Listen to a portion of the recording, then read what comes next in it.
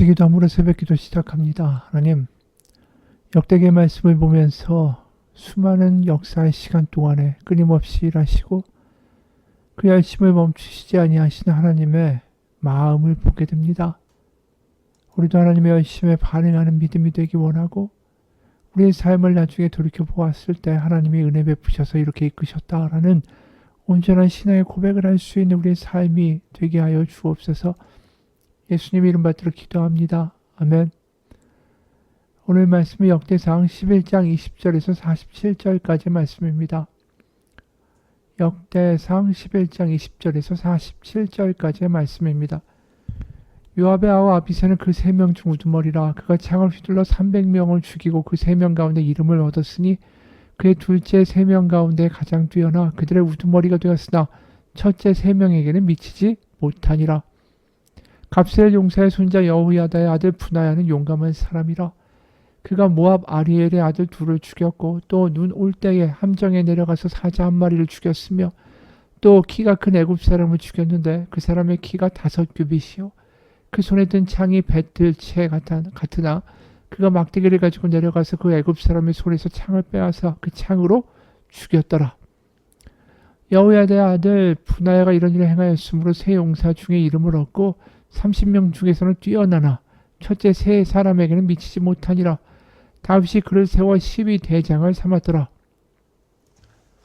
또 군사 중에 큰 용사는 요압의 아우 아사엘과 베들레헴 사람 도도의 아들 엘하난과 하롤 사람 사뭇과 블론 사람 헬레스와 두고아 사람 이게스의 아들 이라와 아라도 사람 아비에셀과 후사 사람 십부게와 아우아 사람 일레와 느도바 사람 마하레와 느도바 사람 바나의 아들 헬렉과 베냐민 자손에 속한 기브아 사람 리베의 아들 이데와 비라돈 사람 분하야와 가스 시내가에 사는 후레와 아르바 사람 아비엘과 바름 사람 아스마웻과 사에본 사람 엘리아바와 기손 사람 하셈의 아들 하랄 사람 사게의 아들 요나단과 하랄 사람 사갈의 아들 아이암과 우레의 아들 엘리발과 무게라 사람 헤벨과 블론 사람 아이야와 갈멜 사람 헬스로와 에스베의 아들 나아레와 나단의 아우 요알과 하글의 아들 미팔과 암몬 사람 셀렙과 수르야의 아들 요압의 무기 잡은 자 베롯 사람 나아레와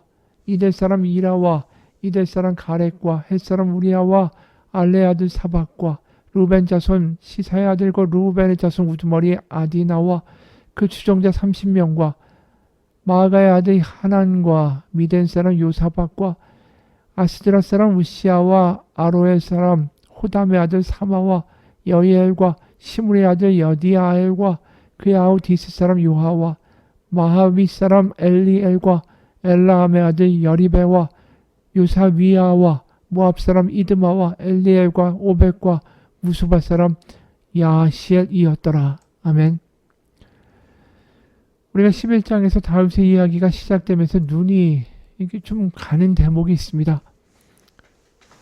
이 역대상에서 다윗의 그 젊은 시절이나 또는 다윗이 저질렀던 가장 큰 범죄였고 인생의 변곡점이었던 이 밧세바를 간음하고 우리아를 살해하는 이러한 사건은 기록하지 않습니다. 그냥 그가 헤브론에 온 이스라엘의 지도자들이 찾아왔고 그들이 다윗을 왕으로 추대했다. 그래서 그가 등극했다. 이렇게만 기록을 하는 거죠. 그리고 그 수도를 이제 예루살렘으로 정하죠. 헤브론에서 예루살렘으로. 헤브론은 남유다의 수도였고 예루살렘은 통일왕국의 수도였습니다. 그러면서 그곳에서 여부스 족속이라는 가나안 민족을 쫓아냈다라고 기록되죠. 그러면서 9절에 이렇게 마무리가 됩니다. 11장 9절 만군의 여호와께서 함께 계시니 다윗이 점점 강성하여 가니라.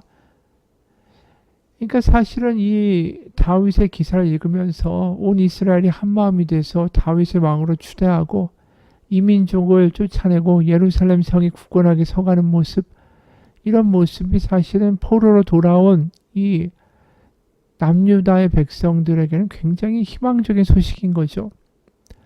다윗이 세워지는 것처럼 자신들에게 다윗의 자손인 메시아가 이제 세워질 것이고 또 지금 이 다시 자신들이 건축하는 예루살렘 성이 바로 다윗에 의해 세워졌던 그 시발점을 다시 한번 기억한다라는 거, 굉장히 의미 깊은 일인 거죠. 기억하지만 그게 과거로 멈추는 것이 아니라 오늘날 자신들의 산 역사로 재현될 것이다라는 거죠. 어떻게 보면 바벨론에 의해서 패망했던 그 예루살렘을 다시 세우고 다윗의 메시아를 기다리며 다윗 왕 때 하나님이 이루셨던 하나님의 왕국의 모습을 다시 재건되는 꿈, 그 꿈이 역대기에 담겨 있는 거죠. 그러면서 그 다윗의 용사들도 오늘 이제 그 밑에 쭉 기록되는데 왜 이렇게 많은 사람들의 이름을 기록했을까? 이거 하나님의 왕국을 다시 회복하는데 쓰임받았던 사람들의 이름이었다라는 거죠. 그리고 그러한 사람들의 이름의 명단 가운데 역대기 바로 이 기록자가 말하고 싶은 것은 우리도 그런 하나님의 성읍을 재건하고 다윗의 메시아가 왕국을 이루는데 참여하는 그 사람들의 명단에 들어가자라는 뜻입니다. 그래서 그 명단을 기록하면서 우리도 그와 같은 이름이 되리라 라는 믿음의 결단과 고백이 있다라는 거죠. 그래서 10절에서 47절을 보면서 거기에 수많은 장수들의 용사들의 명단이 쫙 나오는데 이 다윗의 군대는 크게 이 30명의 우두머리들이 있었고 30명의 우두머리들이 각각의 부대들을 이제 통솔하고 있었다라는 겁니다. 그래서 그 30명의 우두머리들, 용사들 가운데 특히 그 6명을 언급하는데 그 6명도 한꺼번에 언급하는 게 아니라 첫 3명을 하나의 그룹, 두 번째 3명을 둘째 그룹이라고 지칭합니다. 그러니까 첫 번째 3명이 굉장히 탁월한 3명이고 거기에 미치지 못하지만 이 거기에 버금가는 또 3명이 있었다라고 표현하는 거죠. 그래서 오늘 본문 이전에는 그 뛰어난 3명의 이름이 나옵니다. 이 사람들이 가장 뛰어난 3명이었죠. 그게 9절에 야수보암이라는 사람과 10절에 엘르아살, 그리고 이제 한 사람은 이 역대기에는 안 나오지만 사무엘서를 보게 되면 그 나머지 한 사람이 삼마라는 사람이에요. 그래서 야수보암, 엘르아살, 삼마, 이 사람이 첫 번째로 뛰어난 3사람들이었습니다. 그럼 두 번째로 뛰어난 3사람이 오늘 명단인 거예요. 그 21절입니다. 그는 둘째 3명 가운데 가장 뛰어나 그들의 우두머리가 되었으나 첫째 3명에게는 미치지 못하니라. 그러니까 두 번째로 으뜸가는 이 3명들, 그 용사 3명 중에 우두머리가 바로 아비새였다라는 거죠. 20절에 등장하는 아비새. 요압의 아우 아비새는 그 3명 중 우두머리라. 그가 창을 휘둘러 300명을 죽이고 그 3명 가운데 이름을 얻었으니. 그러니까 이게 아비새는 요압의 아우라는 말은 다시 말해서 이 다윗과 친척 관계라는 뜻이에요.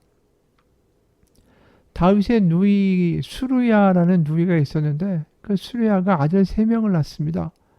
그 아들 3명이 요압과 아비새와 아사엘이에요. 그러니까 이 사람들이 다 뛰어난 용사 안에 다 들어오는 겁니다.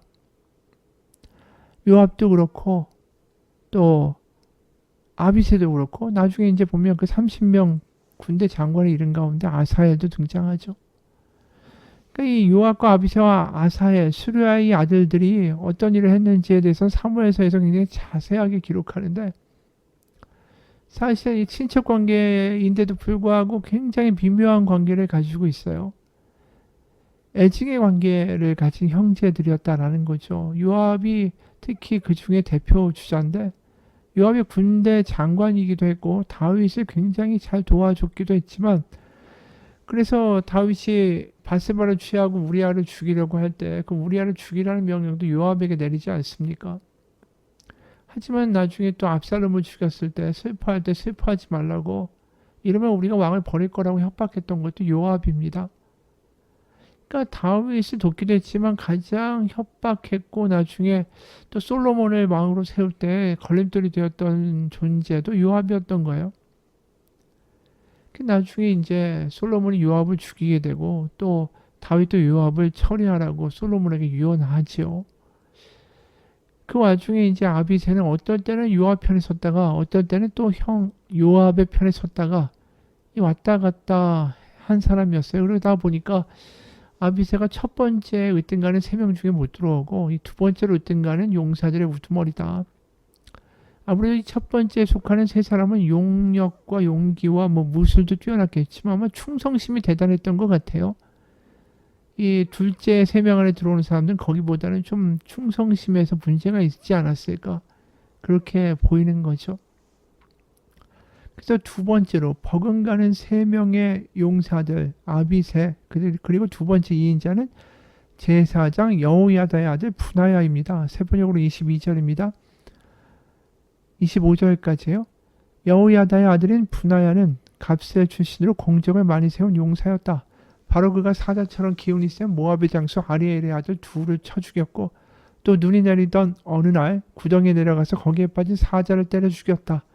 그는 또 이집트 사람 하나를 죽였는데 그 이집트 사람의 키가 5규빗 2.3m입니다. 5규빗이나 되는 거인이었다. 그 이집트 사람은 배틀 다리 같은 굵은 창을 들고 있었으나 분하야는 막대기 하나만을 가지고 그에게 덤벼 오히려 그 이집트 사람의 손에서 창을 빼앗아 그 창으로 그를 죽였다. 여호야다의 아들 분하야가 이런 일을 해서 그 세 용사와 함께 유명해졌다. 그는 30인 특별부대 안에서 뛰어난 장수로 인정을 받았으나 세 용사의 견줄만 하지는 못하였다. 다윗은 그를 자기의 경호대장으로 삼았다. 이 버금가는 세 명의 이름이 나오는데 여기 이제 아비새가 나오고 분하야가 나오는데 이제 한 명이 또 빠졌죠. 아마 그 사람이 요압일 거다 이렇게 얘기합니다. 그러다 보니까 아무래도 뭔가 이 다윗과 약간의 트러블이 있었던 존재들인 것 같아요. 하지만 나중에 이제 분하야는 그 중에 또 다윗의 시위대장이 됐죠. 나중에는. 그리고 솔로몬이 왕위에 오른 다음에는 왕의 지시로 요압을 살해하고 군대의 반란을 진압하는 역할을 또 합니다. 그래서 요압 대신에 군사령관의 자리에도 올라가게 되죠. 어찌됐든 간에 이런 세세한 사연들은 이 역대기에서 기록하고 있지 않습니다. 그 명단들을 쭉 기록하는 거죠. 이렇게 뛰어난 사람들이 많았다. 그리고 26절부터 47절까지는 이 30명의 그 군대 우두머리에 속하지 못했지만 뛰어난 그 소규모의 군대들을 또 이끌고 있는 우두머리들의 명단입니다. 그래서 26절부터 30절까지는 10명의 유다 지파 출신의 용사들의 명단이고 31절에서 37절은 베냐민과 에브라임 지파 출신의 우두머리들이에요. 그래서 이제 실제로 여기 나오는 도시가 기브아하고 바하룸을 제외한 나머지 성읍들이 다 에브라임 지파의 도시들이기 때문에 이 사람들이 에브라임 지파 출신의 우두머리일 것이다라고 예상할 수 있는 거죠. 그리고 38절부터 41절까지는 아주 특별한데 이게 이방인 용사들입니다. 그래서 대표적으로 41절 보면 햇사람 우리야가 등장해요. 이 사람이 우리가 알고 있는 밧세바의 남편인 거죠.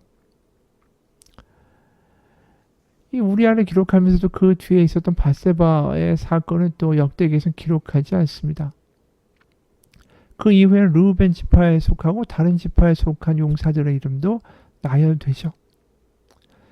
어찌됐든 간에 이 다윗이 실수를 했든 안 했든 간에 왕국의 초기에서 우리가 보게 되는 건 뭐냐 하면 하나님이 12지파에서 참 뛰어난 용사들을 보내주셨고 이방인들 가운데도 다윗을 도울 수 있는 유능한 자들을 많이 보내주셨다라는 거죠.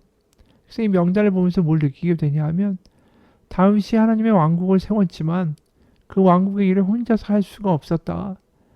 그래서 그 일을 최선을 다해서 보필하고 도움을 주는 헌신적인 사람들을 하나님 보내주셨다. 출중한 3명의 용사도 있었고 거기에 버금가는 3명의 용사도 있었고 또 30명의 용사들이 목숨을 걸고 다윗을 도왔고 전국에서 몰려든 각 지파 12지파 용사들이 다 있었다. 주변 나라에서까지 도왔다. 그래서 예루살렘이 세워졌고 예루살렘에 하나님의 나라가 건국됐다. 바로 우리도 그렇게 하자라는 뜻이죠. 다시 그렇게 될 거라고. 하나님 이렇게 만드실 거라고. 돋는 손길들을 계속 주실 거라고. 하나님을 믿고 우리 다시 다윗의 성읍 예루살렘을 세워가자고 말하고 있는 거죠. 여러분 우리가 저번에 보았던 빌립보서를 기억합니다. 오늘 이 전쟁의 용사들처럼 사실은 이 신약에도 용사, 장수, 군사 이런 말들이 나오는데 그게 바울이 기록했던 빌립보서에 우리가 기억하는 대목으로 나오죠. 빌립보서 2장 25절 그러나 에바브로디도를 너에게 보내는 것이 필요한 줄로 생각하노니 그런 나 형제요 함께 수고하고 함께 군사된 자요 너희 사자로 내가 쓸 것을 돕는 자라.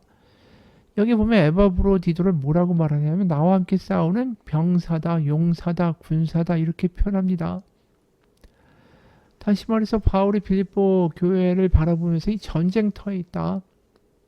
무슨 전쟁을 치르냐 하면 세상은 높은 자리에 올라가려는 그 강력한 신분 체제에서 높은 자리 피라미드의 꼭대기에 올라가려는 싸움을 하고 있는데, 그리고 그 피라미드를 지키려는 싸움을 하고 있는데, 우리는 거꾸로 그 싸움은 그거와 반대되는 방향, 내려가는 싸움, 그 피라미드를 부수는 싸움, 그래서 신분제와 약육강식의 시스템을 반대하고 정말 우리 모두 다 하나님의 은혜 가운데 똑같은 하나님의 형제 자매고 자식들이다.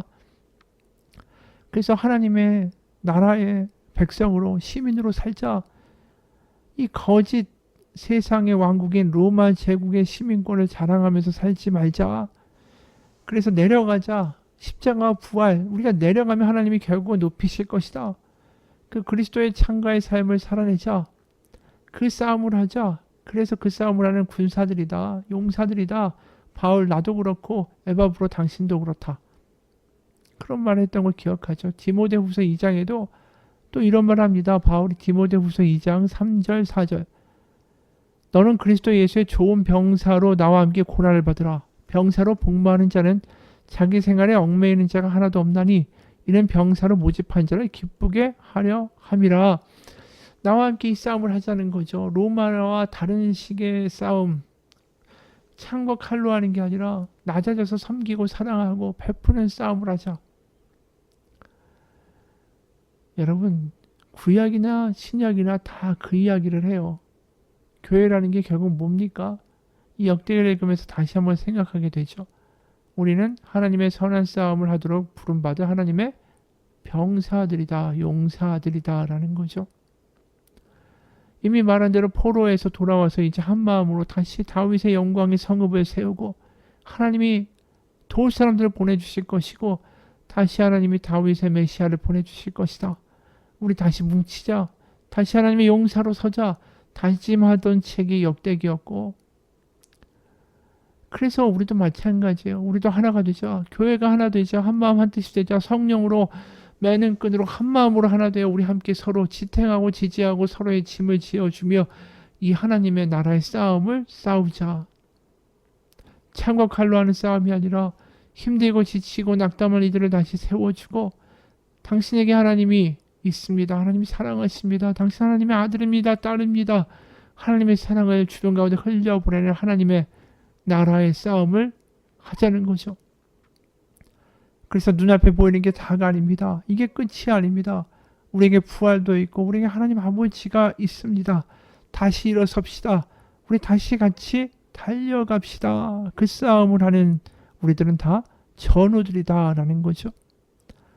그리고 그 전쟁은 우리의 힘만으로 하는 게 아닙니다. 오늘도 용사들을 보내셔서 하나님이 도우시는 것처럼 우리에게는 엄청난 우리에게 동역자가 있고 우리를 지키시는 대단한 장수가 있죠. 그게 바로 예수님입니다. 우리가 가는 이 길이 혼자 가지 않습니다. 우리보다 훨씬 더 강력하시고 승리하신 승리자 예수 그리스도가 그 싸움터에 우리의 장수 되셔서 대장 되셔서 우리를 이끌어 가시는 거죠. 우리가 지금 여전히 하나님의 나라를 이 땅 가운데 살아내는 싸움을 할 때 그 싸움 가운데 하나님이 함께 하신다. 예수님이 함께 하신다라는 거, 내가 그 전쟁터에서 결코 너희를 떠나지 않겠다. 그게 마태복음 28장 19, 20절입니다. 그러므로 너희는 가서 모든 민족을 제자로 삼아 아버지와 아들과 성령의 이름으로 세례를 베풀고 내가 너에게 분부한 모든 것을 가르쳐 지키게 하라. 볼지어다 내가 세상 끝날까지 너희와 항상 함께 있으리라 하시니라. 다윗에게 아무리 강한 용사들이 있었다고 해도 우리를 따라올 수 없습니다. 우리에게 세상 끝날까지 그 전쟁터에서 우리와 함께 동행하시는 우리의 왕이시고 우리의 친구이신 예수님이 계시기 때문입니다. 그렇기 때문에 우리는 이 하나님의 나라를 이 땅 가운데 살아내는 전쟁에서 절대로 질 수가 없습니다. 이미 승리하신 싸움에 우리는 동참하는 것뿐입니다. 예수님 우리에게 말하십니다. 그 싸움에 동참하자고. 그게 누가복음 4장의 말씀이에요. 18, 19절 주의 성령이 내게 임하셨으니 이는 가난한 자에게 복음을 전하게 하시려고 내게 기름을 부으시고 나를 보내사 포로된 자에게 자유를 눈먼 자에게 다시 보게 함을 전파하며 눌린 자를 자유롭게 하고 주의 은혜를 전파하게 하려 하심이라. 바로 이 하나님의 싸움, 하나님의 나라의 싸움, 그 싸움이 우리 가운데 있고 주의 성령이 우리 가운데도 임하셔서 복음을 전하게 하시고 포로되고 눈멀고 눌린 자들을 자유롭게 하고 주의 해방의 때를 선포하라고 우리를 지금 그 전쟁터로 부르고 계십니다. 성령이 우리 가운데 임하고 계세요. 그리고 말씀하십니다. 이 전쟁은 결코 네가 혼자 하는 싸움이 아니며 내가 너와 함께하고 너는 승리할 것이라고. 같이 기도하겠습니다. 우리 하나님 안에서 승리할 것입니다. 역대기를 읽으면서 그들이 꿈꾸었던 다윗의 왕국은 예수님을 통하여 이 땅 가운데 임하였고 지금도 교회를 통해 수많은 이 전쟁을 치르기 위해 하나님의 용사들이 세계 곳곳에 일하고 있습니다. 하나님의 싸움에 우리는 부름받았습니다.